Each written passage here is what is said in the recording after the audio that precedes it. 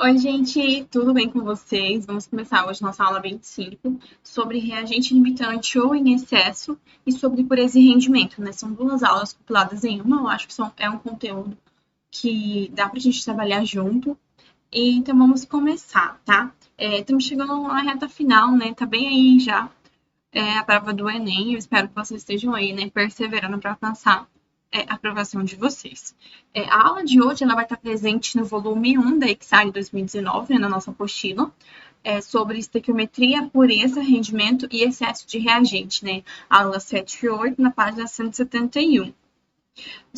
Hoje o que a gente vamos ver, né, na nossa aula são casos especiais de estequiometria, então vamos falar de excesso de reagente, vamos falar de pureza, reações consecutivas, rendimento, volume de ar, mistura de reagentes, são todos os assuntos que estão sendo abordados nessa aula 7 e 8 da apostila, tá?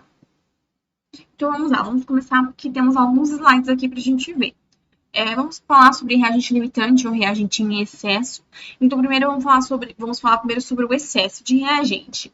As reações químicas, elas ocorrem sempre em uma proporção constante, que corresponde ao número de mol indicado pelos coeficientes. A gente já falou, são os coeficientes estequiométricos. Se uma das substâncias que participa da reação estiver em quantidade maior que a proporção correta, ela não será consumida totalmente. Essa quantidade de substância que não reage é chamada excesso. É o excesso de reagente, né? Então, se está em excesso, não vai reagir, porque não tem reagente suficiente para que ocorra a reação, né, entre esse reagente que está em excesso e o outro que vai reagir com ele para produzir, para formar os produtos. Em geral, o reagente mais barato é usado em quantidade maior do que é exigida pela proporção correta, com a finalidade de aumentar a velocidade da reação, além de garantir que toda a quantidade colocada do reagente mais caro seja totalmente convertida no produto desejado. O reagente que é consumido totalmente e por esse motivo determina o fim da reação é chamado reagente limitante. Então, normalmente, né, em indústrias, você não quer gastar dinheiro com algo que não é necessidade. Então, para reagir, né, para que a reação ocorra, sempre é o que é o reagente mais caro vai ser o reagente limitante, o reagente mais barato vai ser o reagente em excesso, porque é viável, né, que o mais barato esteja em excesso, porque você vai gastar menos para adquirir esse reagente. Então, isso, né, é uma estratégia para fazer com que essa reação seja eficiente, né, que a formação, né, de produto seja maior, né, a quantidade de produto formado seja maior. Aqui o exemplo 1, né, esses exemplos, né, tudo que a gente vai falar sobre a aula de hoje está na apostila da EXAIC, tá? Então vocês podem recorrer a ela. Então vamos lá. Numa reação de neutralização, 10 gramas de ácido sulfúrico são adicionados a 7,40 gramas de hidróxido de cálcio, segundo a equação. Nós temos aqui ácido sulfúrico reagindo com hidróxido de cálcio, produzindo sulfato de cálcio e água, né? São duas moléculas de água que estão sendo produzidas. Temos massas moleculares em gramas por mol, ou grama mol a menos 1. Temos aqui para o ácido sulfúrico 98, para o hidróxido de cálcio 74 e para o sulfato de cálcio 136. Todos os valores são de massas molares, então temos gramas por mol. Pede-se para calcular, primeiro, a massa de sulfato do cálcio formado e, segundo, a massa do reagente que sobra, né, o excesso, porque está sobrando após a reação. Vamos calcular a massa efetiva do ácido sulfúrico, então, que vai reagir com 7,40 gramas de hidróxido de cálcio. Então, vamos lá. Nós temos aqui a reação. Como aqui os coeficientes estequiométricos é 1 para 1, então vamos ter 1 mol. Então, esse 1 mol, né, os valores que a gente já tem aqui das massas molares, é os valores que vamos usar. Então, 98 gramas está para 74 gramas, isso referente a 98 de ácido sulfúrico e 74 gramas de hidróxido de cálcio, né? Temos o valor, né, de gramas de hidróxido de cálcio. Vamos colocar aqui embaixo, montamos então a regra de 3 e resolvendo, né, esse problema, nós temos que a massa de de ácido sulfúrico é igual a 9,8 gramas de de ácido sulfúrico. Tá faltando aqui, né? Tá faltando aqui um S, tá? É ácido sulfúrico. Como a massa de ácido sulfúrico adicionada é de 10 gramas e só irão reagir 9,8 gramas, podemos dizer que o ácido sulfúrico está em excesso e o hidróxido de cálcio é o reagente limitante. Se um é o excesso, o outro é o limitante, tá? Cálculo de massa em excesso de ácido sulfúrico. Então, nós temos aqui, como que vamos determinar o excesso de ácido sulfúrico? Se o adicionado é 10 gramas e o que reagiu é 9,8, então vamos fazer a subtração. E temos que 0,2 gramas é o que corresponde à pergunta B do problema, né? A pergunta B, a massa do reagente que sobra, né? O excesso após a reação, que é 0,2 gramas. Gramas do quê? De ácido sulfúrico, tá? Não se esqueçam de especificar. Ao contrário do ácido sulfúrico, que neste problema é o reagente em excesso, dizemos que o hidróxido de cálcio é o reagente em falta, ou melhor, o reagente limitante da reação, pois o hidróxido de cálcio será o primeiro reagente a acabar ou se esgotar, pondo assim um ponto final da reação e determinando as quantidades de produtos que poderão ser formados, tá? Então, é o reagente limitante que vai determinar a quantidade de produtos que vai ser formado, né, nessa reação, nessa transformação química. De fato, né, nós podemos calcular aqui, agora, para hidróxido de cálcio e para o sulfato de cálcio, né, ambos estão, para ambos, né, nós temos um para o coeficiente estequiométrico, então temos um mol de cada. Vamos usar as massas que foi fornecida pelo exercício, nesses 34 gramas de hidróxido de cálcio e 136 gramas de sulfato de cálcio. Como nós temos que 7,40 gramas é a grama de hidróxido de cálcio, vamos resolver essa regra de 3 aqui, e vamos ter que a grama de sulfato de cálcio vai ser igual a 13,6, né? Que será formado na reação entre 9,8 gramas de hidróxido de ácido sulfúrico e 7,4 gramas de hidróxido de cálcio, tá? Não se esqueçam de não usar para calcular o produto formado com o que está em excesso. Pode-se usar, por exemplo, a massa de sulfato de ácido sulfúrico para calcular, por exemplo, o produto, né, do sulfato de cálcio, tá? Então, vai fazer a relação, né, a regra de 3 com o ácido sulfúrico e o sulfato de cálcio. Porém, lembre que não vai levar em consideração o excesso. Então, faça a subtração do que está em excesso e use apenas a regra de 3 o que vai reagir. Tá? Dá certo também, mas normalmente a gente usa para calcular, né, o produto formado, o reagente limitante, tá? Para não se perder ali no raciocínio mesmo. Isso responde à pergunta A do problema, né? Veja que o cálculo foi feito a partir dos 7,4 gramas de hidróxido de cálcio, que é o reagente limitante, mas nunca poderia ter sido feito a partir dos 10 gramas de ácido sulfúrico, que, né, é o reagente em excesso, pois chegaríamos a um resultado falso. Isso porque os 10 gramas de ácido sulfúrico não podem reagir integralmente por falta de reagente, né? Por falta de hidróxido de cálcio para reagir com esse excesso. Então, observação. Vamos insistir que as substâncias não reagem na proporção em que nós as misturamos, mas sim na proporção em que a equação, ou seja, a lei de Proust determina. Daí o cuidado ao resolver problemas que dão as quantidades de 2 reagentes. Devemos sempre nos lembrar de que é o reagente em falta, ou reagente limitante, né, que é o fator limitante, que vai comandar toda a reação, pois no instante em que esse reagente, que é limitante, acaba, a reação ela também vai ser interrompida. Dica: quando o exercício fornecer a quantidade de 2 ou mais substâncias na reação química, tome cuidado, pois uma das substâncias pode estar em excesso, ou seja, não vai ser totalmente consumido. Nesse caso, para descobrir o reagente de excesso e o reagente limitante, você pode multiplicar cruzado as massas molares pela massa fornecida das substâncias. Então, assim, você vai descobrir qual que é o reagente em excesso e qual é o reagente limitante.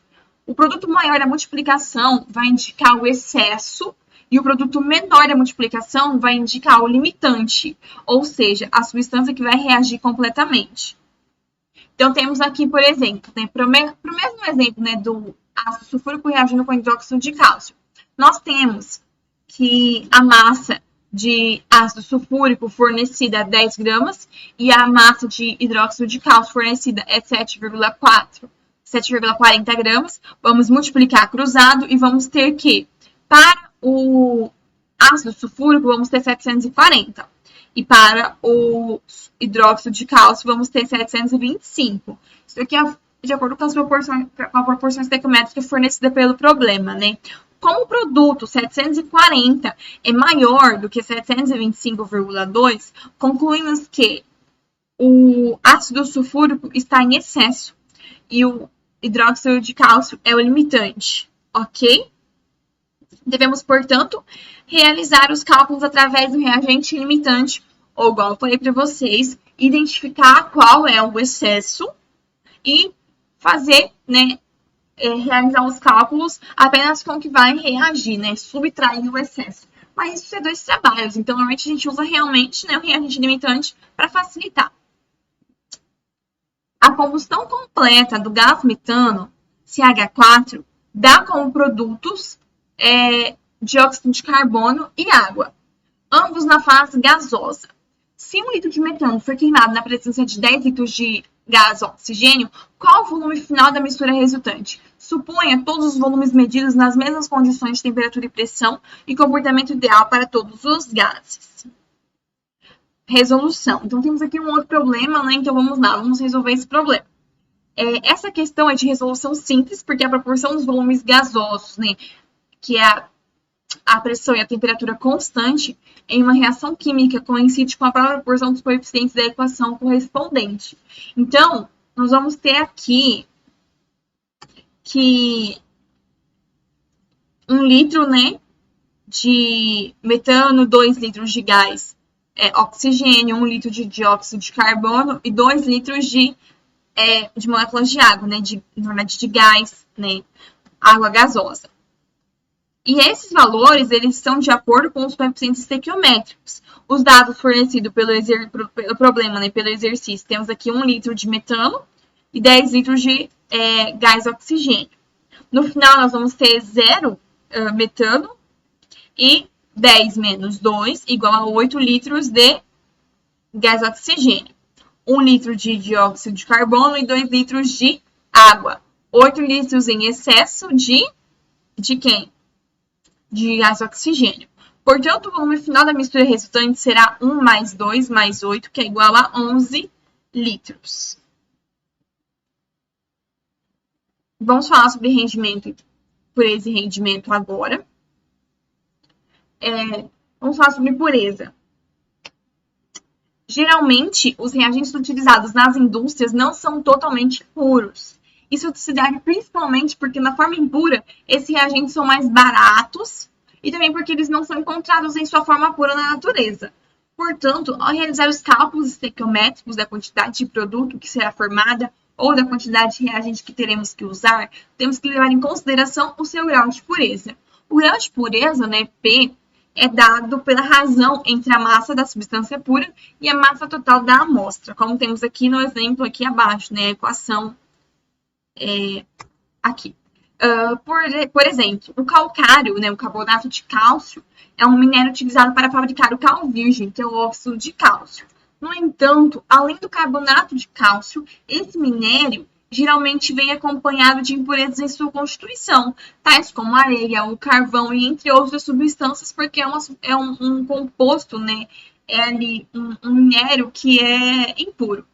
Digamos que em 100 gramas de calcário, apenas 80 gramas são de carbonato de cálcio e 20 gramas são de impurezas. Então, teremos que o grau de pureza desse minério é de 0,8 ou 80%, conforme mostrado abaixo. Então, nós temos aqui, né, que P, que é a pureza, que é igual a massa pura, que é igual a 80, e a massa total da impureza, que é igual a 100. Resolvendo, nós temos 0,8, né, vezes 100, vamos ter a porcentagem, que é 80%. Isso quer dizer que o grau de pureza dessa amostra de calcário é de 80%. Então, 100% de pureza para 100 gramas de calcário, 80 gramas de calcário puro, então 80% é o grau de pureza. Assim, quando for preciso calcular a massa de produto obtido a partir de um reagente impuro, temos que primeiro calcular qual é a parte pura da amostra e depois efetuar os cálculos com o valor obtido.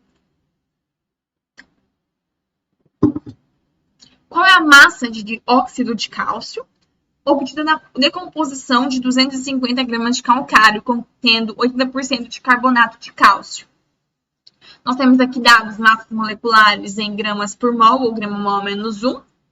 Então, temos aqui 40 para cálcio, 16 para oxigênio e 12 para o carbono. Resolução. A reação é dada por aqui carbonato de cálcio, produzindo óxido de cálcio e dióxido de carbono. As massas molares são, para o carbonato de cálcio, 100 gramas por mol, e para o óxido de cálcio, 56 gramas por mol. Descobrindo quanto de carbonato realmente há na amostra e que poderá reagir. Então, vamos fazer uma regra de 3 aqui. Temos 100 gramas de calcário para 100 gramas de carbonato de cálcio, porque a pureza é 80%.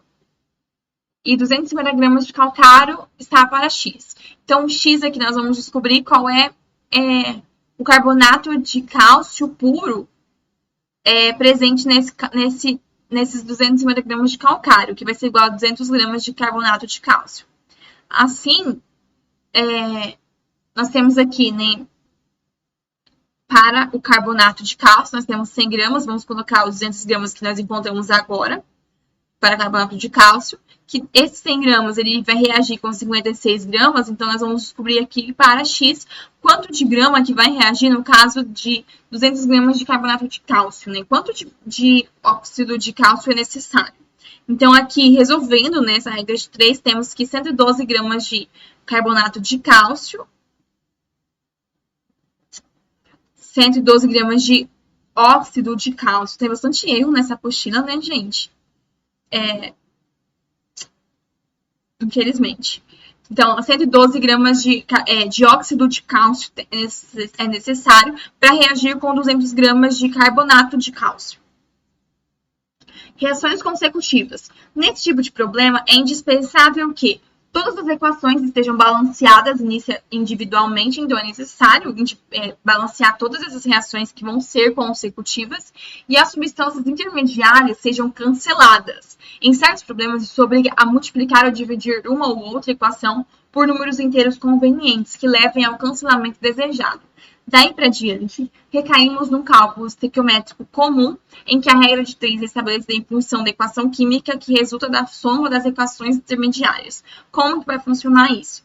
Nós temos aqui um exemplo, né? A fabricação industrial do ácido sulfúrico a partir do enxofre processa-se por meio de 3 reações consecutivas dadas a seguir. Então, temos aqui 3 reações consecutivas. Então, aqui nós temos S reagindo com O2, produzindo SO2. SO2 reagindo com meio, né, 1 sobre 2 O2, produzindo SO3, e SO3 reagindo com H2O, produzindo H2SO4. São reações consecutivas, onde o que se pergunta é qual a massa do ácido sulfúrico produzida a partir de 8 toneladas de enxofre. Então, qual a massa do último produto que vai ser produzida a partir de 8 toneladas do primeiro reagente, né? Nos primeiros reagentes. Temos aqui algumas informações de massas atômicas. E a resolução é: vamos cortar os intermediários. Então, aqui, os reagentes podem cortar com os produtos desde que seja a mesma quantidade. Então, aqui nós temos um produto e um reagente, então vamos cortar. E aqui um reagente e um produto na mesma quantidade, então nós vamos cortar. Então, matemática, gente, aqui é uma equação igual, tá? Então, aqui nós não vamos cortar o oxigênio, né, o gás oxigênio com gás oxigênio, porque eles estão no mesmo lado dos reagentes, tá? Então, isso significa que nós vamos ter uma reação global, né, somando os que sobraram. Ai, eu baguncei tudo. Aqui, vamos pra lá. Foi mal, gente. Aqui. Cortando, né? Somando os que sobraram aqui. Então, enxofre, gás oxigênio, molécula de água e ácido sulfúrico. Nós temos que a reação global vai ser enxofre reagindo com 3 sobre 2 gás oxigênio, reagindo com uma molécula de água, produzindo, então, uma molécula de ácido sulfúrico.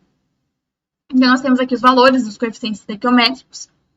Nós temos que 32 gramas equivale a 1 mol, né, de enxofre e 98 gramas equivale a 1 mol de ácido sulfúrico. Como o exercício nos forneceu 8 toneladas de enxofre e pergunta a quantidade de massa que vai ser produzida a partir dessa massa de enxofre, que é o reagente inicial, qual a massa, então, do produto, né, do ácido sulfúrico? Resolve-se a regra de 3, e temos, então, que X, né, que é o volume de massa, a massa de ácido sulfúrico produzida a partir de 8 toneladas de enxofre é 24,5 toneladas de ácido sulfúrico. Isso aqui eu tive para vocês fazerem depois, eu não vou ler para a gente não perder o tempo da nossa aula. Esse material aqui, ele vai estar no Drive para vocês. Agora vamos falar sobre rendimento. Quando o rendimento da reação não é total, a maioria das reações químicas realizadas na prática em indústrias ou em laboratórios, a quantidade de produto obtida é menor da quantidade esperada teoricamente. Isso quer dizer que o rendimento da reação não é igual a 100%, pois a massa total dos reagentes não foi completamente convertida em produtos. Isso acontece muito em indústria, muito mesmo, tá? Na realidade, né, não é essa perfeição, né, que tudo que está ali colocado para reagir vai reagir, entende? Não, isso não vai acontecer. Então, isso pode ocorrer, né, isso pode acontecer devido a diversos fatores. Veja os mais comuns. Podem ocorrer reações paralelas a que desejamos e, com isso, uma parte de um ou ambos dos reagentes vai ser consumida, formando produtos indesejáveis. Isso acontece muito. A reação pode ficar incompleta por ser reversível, né, estado de equilíbrio. Assim, parte do produto formado é novamente convertida em reagentes. Então, os próprios produtos que estão ali no meio reacional, eles vão colidir. Então, eles vão reagir, formando, produzindo, né, o que antes era reagente, né? Então, os produtos vai ser o que antes era reagente. E podem ocorrer perdas de produto durante a reação, como ao serem usados aparelhagens de má qualidade ou por algum erro do operador. Então, isso também pode acontecer, né? Porque são pessoas que estão manipulando essas reações ou são máquinas e está suscetível a erros, né? É um processo que não dá para garantir 100% de eficiência. Então, o rendimento da reação ele não é 100%, isso não é perfeito, não é mas seja o ideal, não é o que acontece. O rendimento R é o coeficiente entre a quantidade de produto realmente obtida em uma reação e a quantidade que teoricamente seria obtida de acordo com a equação química correspondente. Então, nós temos aqui o rendimento por porcentagem, que é igual à quantidade real, dividida pela quantidade teórica, multiplicando por 100, então nós vamos ter aqui o rendimento em porcentagem. Exemplo 1. No processo de obtenção de ferro a partir da hematita, considere a equação não balanceada. Então, temos aqui uma reação não balanceada e utilizando-se 4,8 toneladas de minério e admitindo-se um rendimento de 80% na reação, qual é a quantidade de ferro produzido? Então, nós temos aqui os dados de massa atômica, a resolução, né? Após o balanceamento da equação, efetuarmos o cálculo estequiométrico de forma usual. Então, primeiro vamos começar balanceando, tá? Então, aqui, reação balanceada, temos que 1 mol de óxido de ferro reagido com 2 ferro. Então, temos aqui 1 mol para 2 mol. Então, vamos lá. 160 gramas equivale a 1 mol de óxido de ferro e 56 gramas equivale a 1 mol de ferro. Como nós temos 2, então vamos multiplicar esses 56 gramas por 2, tá? Que equivale a 2 mol. Então, nós temos que 4,8 toneladas equivale ao óxido de ferro fornecido pelo problema, né? Então, vamos resolver essa regra de 3, vamos determinar aqui quanto de ferro foi necessário para reagir com 4,8 toneladas de dióxido de ferro. Então, o valor que vamos encontrar é 3,36 toneladas de ferro para um rendimento de 100%. A massa de ferro, 3,36 toneladas, seria obtida se a reação tivesse aproveitamento ou rendimento total, que é o rendimento ideal, que é 100%. No entanto, no enunciado, se diz que o rendimento é de apenas 80%. Então, devemos efetuar o cálculo envolvendo o rendimento percentual dado. Então, nós temos que 100% é o rendimento ideal, o 80% é o rendimento da realidade. Então, para 100%, nós temos que 3,36 toneladas seria o que seria reagido, né? É o que ia reagir, né, com os outros reagentes. Então, o real, né, o que realmente vai reagir é 2,69 toneladas de ferro para um rendimento de 80%, tá? Exemplo 2. Vamos lá. Sabe-se que o cobre metálico reage com ácido nítrico diluído e produz o gás óxido de nitrogênio. 2. Água e um composto iônico no qual o cobre tem número de oxidação mais 2. Calcule a massa de metal que deve reagir com ácido nítrico e produz 4,48 litros de gás na CNTP em um processo no qual o rendimento é de 50%. Então, aqui, a única diferença é que nós temos agora condições normais de temperatura e pressão. Na verdade, aqui é condições normais de pressão e temperatura, né? Mas eu costumo falar CNTP, que é condições normais de temperatura e pressão. É só inverter a ordem de pressão e temperatura. Mas o que isso significa? Que existem essas condições normais que vai ter um valor fixo para temperatura e pressão, tá? E por que eu deixei esse exercício aqui? Porque, deixa eu ver se tá aqui. Enfim, vai ser... são valores tabelados de temperatura, né? A temperatura, se eu não me engano, é 25 graus Celsius. E a pressão é 1 atm, tá? Vou deixar esse exercício aqui para vocês darem uma olhada depois. A resolução tá aqui. Tem um livro também na apostila do Drive, tá?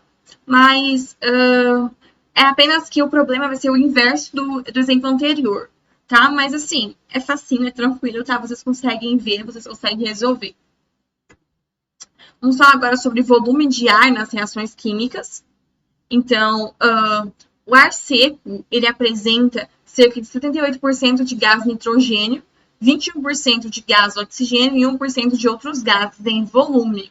Isso significa que temos uma proporção aproximadamente de 1 para 4 para 5 de gás oxigênio, gás nitrogênio e ar total, respectivamente.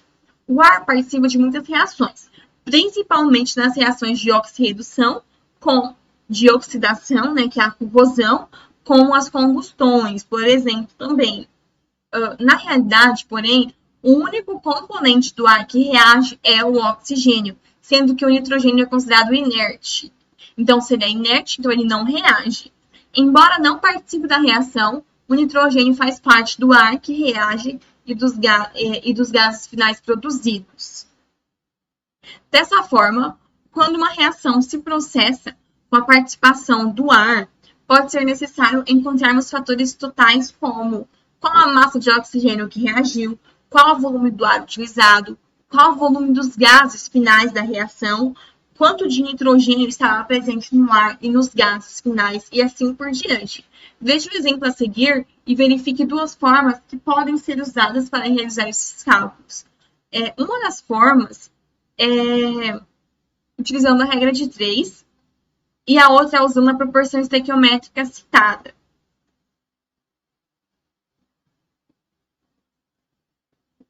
Que aqui nós temos, né? 1 para 4 para 5.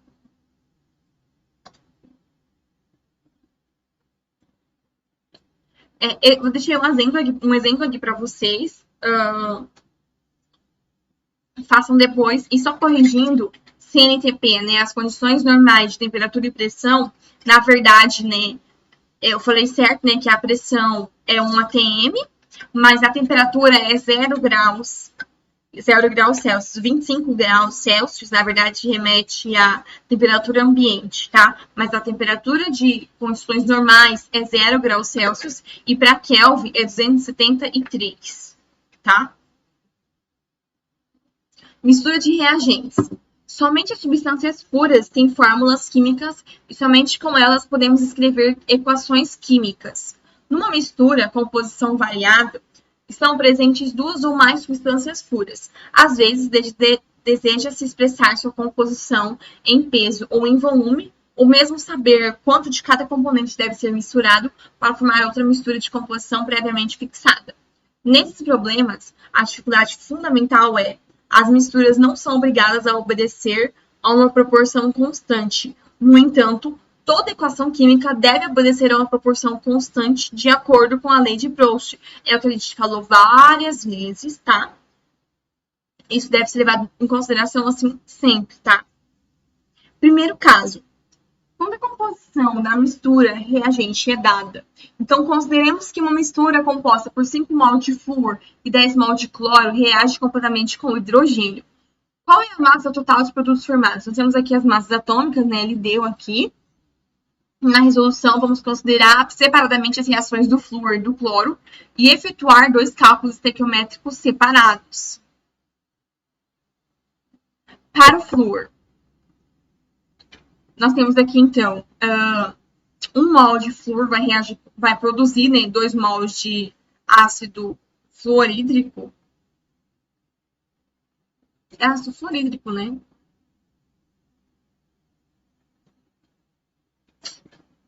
Enfim. Então, nós temos aqui 1 mol.